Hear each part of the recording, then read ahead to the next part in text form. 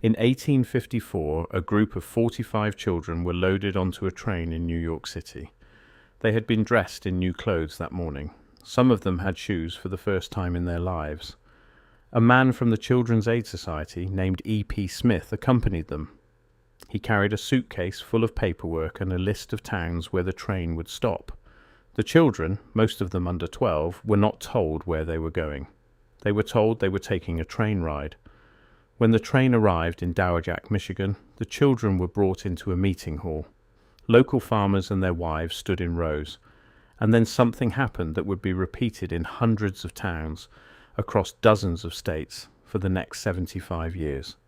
The children were lined up on a wooden stage. The farmers walked up to them. They opened the children's mouths and checked their teeth. They squeezed their arms to feel for muscle. They looked at their legs, their hands, the width of their shoulders. They were shopping, not for sons and daughters, for labor. And the children who were not chosen were put back on the train and taken to the next town to try again. This is how the largest child migration in American history began, and almost nobody talks about it. I came across this subject the way you come across most buried history, by accident.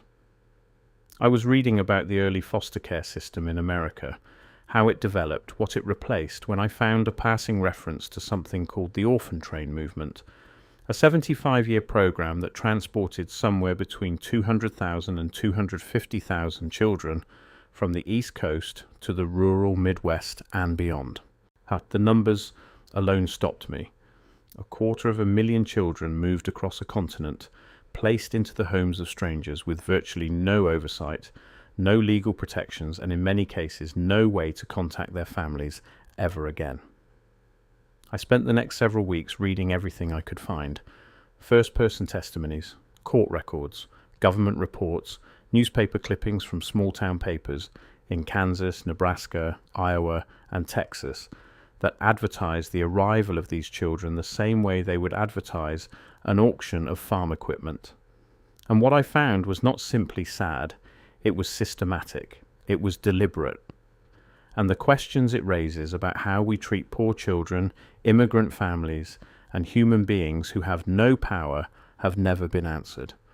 To understand how the orphan train started, you have to understand what New York City looked like in the 1850s. The city was drowning in immigration. Waves of families from Ireland, Germany, Italy, and Eastern Europe were arriving at the ports daily.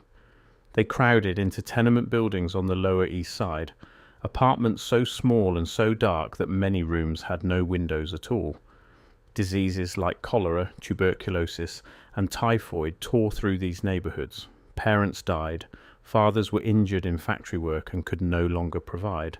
Mothers who lost husbands had no safety net, no welfare system, no government assistance of any kind. Their children ended up on the streets. By 1850, estimates placed the number of homeless children wandering the streets of New York at somewhere between 10,000 and 30,000. Some accounts put it as high as 34,000. And these were children as young as 4 and 5 years old, sleeping in doorways, begging for food, picking pockets, selling matches and newspapers, forming gangs for protection. The police routinely arrested them. Children as young as 5 were locked up in adult jails alongside grown criminals. This was the world that a young minister named Charles Loring Brace walked into. Brace was born in Connecticut in 1826 to a well-connected Protestant family.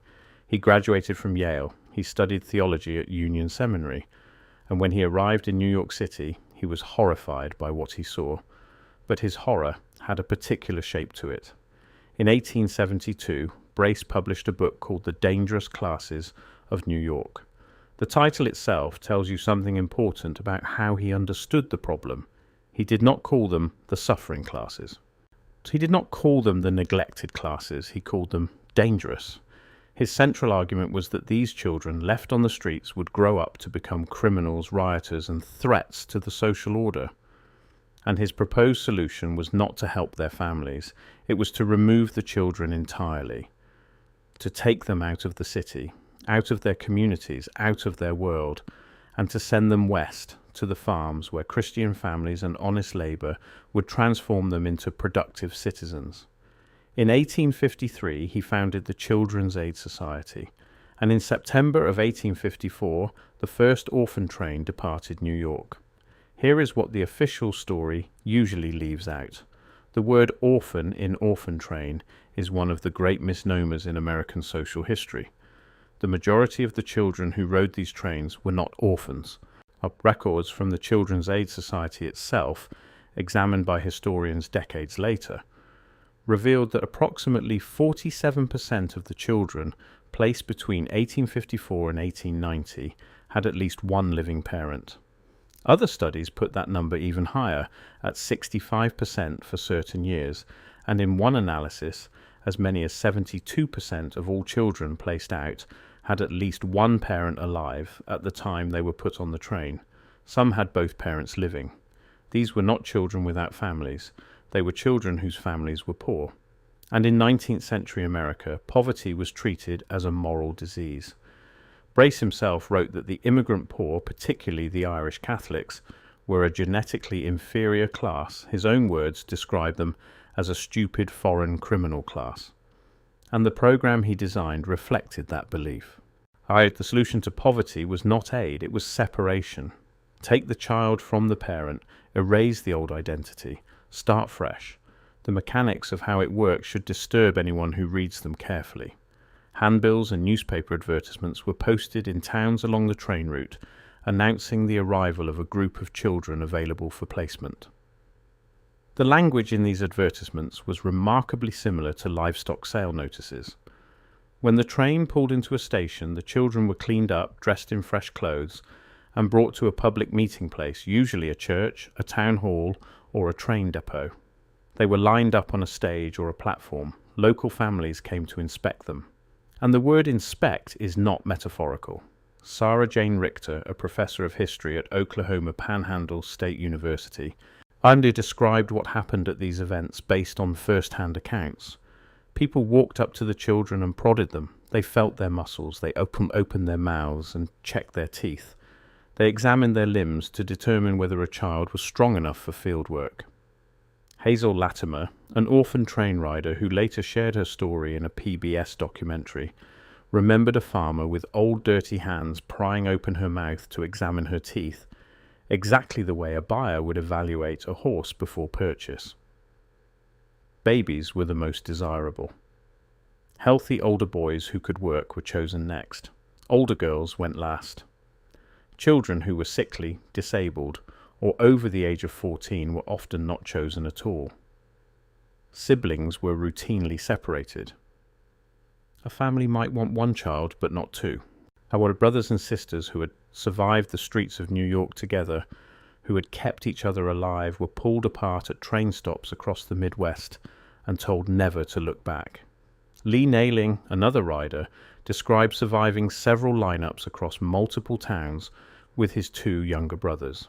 Each time they were inspected, he was terrified they would be chosen and separated, and then when they were not chosen, he felt the sting of rejection, as though the families had decided they were not good enough. On the 6th day, in a small Texas town, a couple chose his youngest brother, Gerald. As they carried him toward the door, Gerald looked over the man's shoulder and screamed for his brothers. Lee never saw him again for decades. The children who were placed were supposed to be monitored. The Children's Aid Society claimed that local committees of ministers, judges, and businessmen would screen potential foster parents and check on the children regularly. But the reality, documented in government reviews and independent investigations, was that this oversight was virtually non-existent. An 1883 investigation commissioned by Brace himself found that local committees were ineffective at screening families. Small-town leaders were reluctant to reject a neighbour or customer who wanted a child. The supervision was described as lax. Many older boys simply ran away. A review by the Minnesota State Board of Corrections and Charities found that older children were frequently placed with farmers who expected to profit from their labour, and that placements were made hastily without proper investigation. There was no formal adoption process for most of the programme's history. After a brief trial period, children were effectively indentured to their host families. They were expected to work in exchange for room and board. Some families signed agreements promising to clothe, feed, and educate the children. But there was no enforcement mechanism. No one came to check.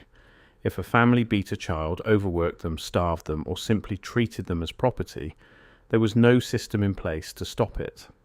And the accounts from the riders themselves, collected at reunions that only began happening in the 1980s, tell stories that range from genuine love and belonging to systematic abuse. Some children were worked from dawn to dusk on farms. Some were beaten regularly. Some were fed separately from the family, kept in outbuildings, treated as servants rather than members of the household. One rider recalled sleeping in a hayloft until he was a teenager, at which point he and his brother ran away. They were caught and returned to the same abusive farmer. They ran away again. One of them eventually crossed the border into Michigan. Their mother, back in New York, had never been told where they had been sent. And this is the detail that stops me every time. Many of these children's parents did not give them up voluntarily. In 1872, Thomas P. Norris, the president of the Board of Commissioners of Kings County, publicly complained that parents had been coerced into surrendering their children, that many had been placed on trains without the knowledge or consent of their families. The Children's Aid Society did not prioritize keeping families together, and they viewed the immigrant parents as part of the problem. The children were told to forget their past. They were told that their old lives no longer mattered. Many had their names changed. Their religious identities, often Catholic, were erased as they were placed with Protestant families. Their accents marked them as outsiders. First-generation children from Ireland, Italy, and Poland were mocked for how they spoke. They were called train children. They were told they carried bad blood, that the poverty and perceived moral failures of their parents ran through their veins and could not be washed out. What Brace created was not simply a welfare program. It was a machine for converting poor immigrant children into cheap agricultural labor, while simultaneously breaking apart the communities and families those children came from. And it operated for 75 years. At its peak, the Children's Aid Society alone was placing 3,000 to 4,000 children per year. Other organizations adopted the model. The New York Foundling Hospital ran its own system of baby trains for younger children. The New England Home for Little Wanderers sent children from Boston. Altogether, the network spanned dozens of organizations and reached nearly every state in the continental United States, as well as parts of Canada. The defenders of the program, both then and now, point to the success stories, and there were genuine successes. Andrew Burke, who rode an orphan train as a child, grew up to become the governor of North Dakota. John Brady became the governor of Alaska. A 1910 survey conducted by the Children's Aid Society claimed that 87% of the children they placed had done well. I know, but that survey was conducted by the organization itself with obvious incentives to report positive outcomes. And the 13% who had not done well, representing thousands of children, had either died, disappeared, been arrested, or returned to New York. Those are not small numbers. That is the population of a town vanishing into a system that kept no reliable records. The program ended in 1929, not because it was recognized as harmful, but because the conditions that had allowed it to operate changed. States began passing laws restricting the transfer of children across state lines without proper supervision. Michigan passed such a law as early as 1895. Other states followed. The need for farm labor in the Midwest declined. Social welfare systems slowly began to develop. And the Great Depression made it impossible for families to take on additional mouths to feed. And the last orphan train quietly departed, carrying with it a chapter of American history that most Americans have never heard of. What happened after the train stopped is almost as revealing as what happened while they ran. The riders were told not to talk about it. Many kept the secret for the rest of their lives. It was not until the 1960s, and in many cases not until the 1980s, that aging riders began to speak. By then, most were in their 70s, 80s, and 90s. They had lived entire lifetimes carrying the weight of what had happened to them. In 1986, Mary Ellen Johnson, a publisher's assistant, who discovered that orphan trains had delivered children to her hometown in Arkansas, founded the Orphan Train Heritage Society of America. And for the first time, riders had a way to find each other. Reunions were organized. Brothers and sisters who had been separated at train stops 60 or 70 years earlier met again for the first time. Some found each other, many never did. The records had been lost, destroyed, or were so incomplete that tracing a child's journey from New York to a farm in Kansas was often impossible. Today, it is estimated that there are approximately 2 million living descendants of orphan train riders in the United States. Most of them do not know it. The name changes, the forced breaks with the past, the deliberate erasure of identities, all of it worked exactly as intended. Entire family histories were severed. Lines of connection that stretched back to villages in Ireland, neighborhoods in Italy, towns in Poland were cut. And they were cut not by war, not by natural disaster, but by a system that decided poor parents were not fit to raise their own children, and that the solution was to take those children, transport them 1,000 miles away, and hand them to strangers who check their teeth first. The question I keep circling back to is not whether the orphan train movement was good or bad. The reality is more complicated than that binary allows.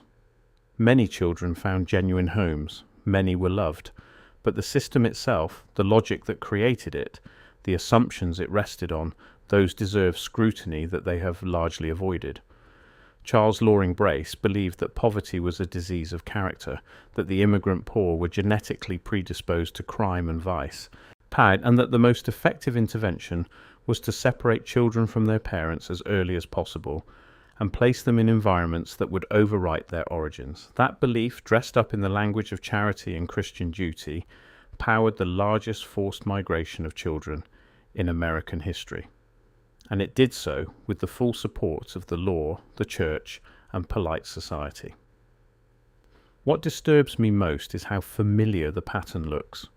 The targeting of immigrant families, the conflation of poverty with neglect, the assumption that children are better off with strangers than with parents who are struggling, the separation of siblings as an administrative convenience, the lack of oversight once a child is placed, the erasure of cultural and religious identity, the silence that follows, the expectation that the children will simply forget. These are not artifacts of the 19th century. They are patterns that appear and reappear in the way powerful societies manage their most vulnerable members. The orphan train movement is usually described as the precursor to the modern American foster care system. And it was. The foundational premise that the state has the right to remove children from families it deems unfit and place them with families it deems acceptable began here. On these trains, in these town halls, at these lineups where farmers open children's mouths and check their teeth. The National Orphan Train Complex in Concordia, Kansas sits inside a restored Union Pacific Railroad depot. The building is on the National Register of Historic Places. Inside, there are photographs of children in their new clothes, eyes staring at the camera with expressions that are impossible to read from this distance. There are suitcases. There are silk ribbons with numbers printed on them, the identification tags that were pinned to the smallest children's clothing, so they could be matched with the families that had ordered them. There are letters from mothers who gave up their children because they had no other choice, written in careful handwriting on cheap paper, explaining that they hoped their child would have a better life. And there is a silence in that building that sits on top of something enormous. 250,000 children, 75 years. And the teeth marks of a system that looked at the most powerless human beings it could find and saw, first and above all, what they were worth as workers. That is the part of the orphan trains nobody wants to repeat. Not the trains themselves, not the long journeys or the cold seats or the cardboard suitcases. The part nobody wants to repeat is the way an entire society agreed, for 3/4 of a century, that this was charity. That opening a child's mouth to check whether their teeth were strong enough for farm work was an act of kindness. That separating a screaming brother from his siblings was a reasonable administrative decision. that erasing a child's name, their religion, their language, their family, was giving them a fresh start. We called it rescue. We called it placing out. We called it the best of all asylums. We called it everything except what the children, decades later, when they were finally old enough and brave enough to speak, called it themselves. They called it the day they lost everything. And for most of them, nobody had ever asked.